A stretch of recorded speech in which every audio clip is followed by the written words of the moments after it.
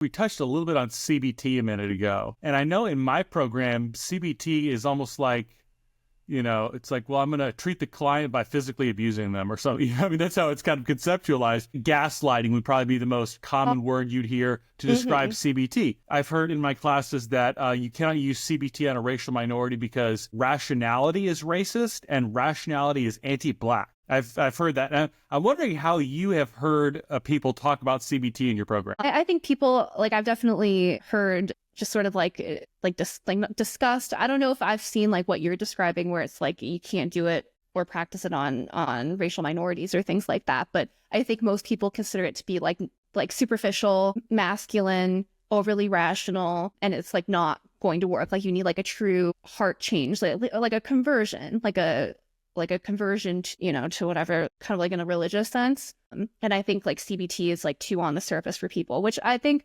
for me, CBT, first of all, it targets all these different aspects and it gives you the option of being able to, if somebody has a behavioral challenge or a thinking challenge, you can kind of target it in a way where it's going to, have a knock-on effect on other things. But it also gets into these core schemas, which I think goes way beyond just superficial, I think people think it's putting a Band-Aid on a problem, but I haven't seen what you're describing. So the primary criticism of CBT in your program is that they would say it's not effective rather than it's immoral. Yeah. And I think they would also characterize it as part of, the sort of medicalized model. Gotcha. Okay. People really don't like the medical model and it's all holistic and stuff like that.